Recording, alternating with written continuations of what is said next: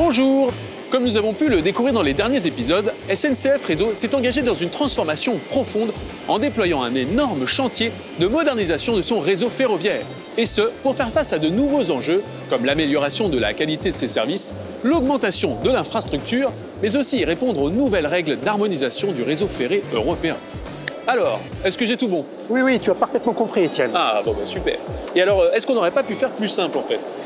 Pour pouvoir prendre en compte l'augmentation du nombre de voyageurs, on aurait pu se dire qu'il suffisait d'augmenter la capacité du réseau, notamment en construisant de nouvelles lignes. Mais dans les faits, il faut absolument anticiper l'obsolescence des installations de sécurité, car certains composants ne seront plus fabriqués dans les prochaines années par nos fournisseurs. D'accord. Ah oui.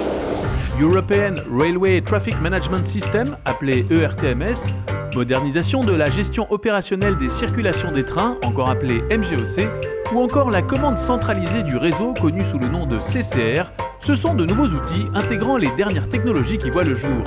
Mais aussi de nouveaux environnements de travail ainsi que de nouvelles habitudes que les opérateurs doivent s'approprier. Et ça peut faire peur, n'est-ce pas? C'est vrai qu'avec la modernisation, les opérateurs vont devoir gérer de nouvelles informations, parfois dans un langage différent.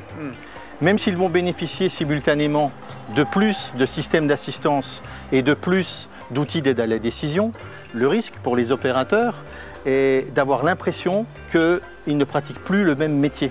Le déploiement des nouveaux systèmes devra être progressif et la mise en œuvre des nouvelles fonctionnalités associées devra être échelonnée dans le temps. Ainsi, il sera plus facile pour les opérateurs de réussir la conduite du changement tout en s'appropriant les nouveaux outils. Plus facile. Moi déjà avec mon smartphone j'ai du mal. Alors bon, j'imagine que pour les opérateurs, ça ne doit pas être si facile non plus. Et c'est pour cela que SNCF Réseau a mis un accent tout particulier à la formation de ces outils. Excusez-moi, dites-moi, est-ce que la formation c'est efficace?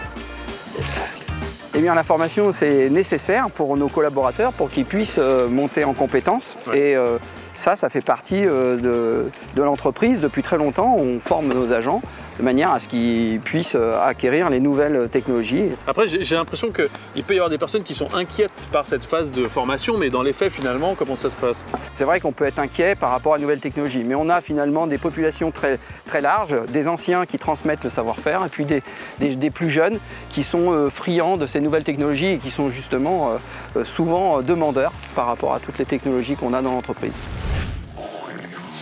Pour aider à acquérir ces nouvelles compétences, les opérateurs bénéficient de formations sur différents simulateurs. Postes d'aiguillage, postes informatisés ou postes de conduite par exemple. Comme avec toute nouvelle technologie, c'est en pratiquant que l'on découvre que finalement, c'est moins compliqué que ce qu'on avait imaginé. N'est-ce pas? Oui, absolument. Je suis conducteur TGV depuis 5 ans et moi j'ai eu l'opportunité d'être formé à la transmission voie-machine en centre de formation, au simulateur, et pratiquement dans la foulée à l'ERTMS.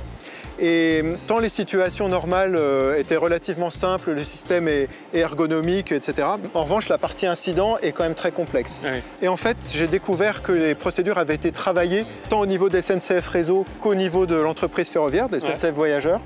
Si bien que ça découle très bien en fait et les choses se passent bien parce qu'on applique des textes qui ont été conçus en même temps et de manière harmonisée. Sur le papier, tout a l'air parfait. Et pourtant, j'ai cru entendre qu'il y a parfois quelques bugs par-ci, par-là. Alors, est-ce que c'est vrai ça? En tout cas, c'est parfaitement normal. Comme on met en place des nouveaux systèmes complexes, il y a toujours une phase de montée en puissance où on va confronter les systèmes à la réalité du terrain. Et on va, dans une méthode de type agile, redévelopper et améliorer le système pour le rendre plus efficace. Mais ça, c'est la question de la technologie.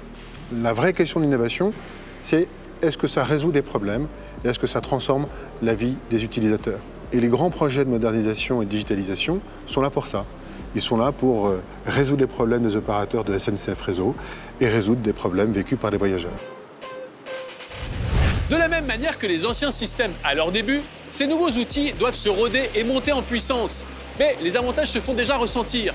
On pourrait citer par exemple l'amélioration du respect des temps de trajet et l'augmentation des circulations, tout en maintenant le même niveau de sécurité.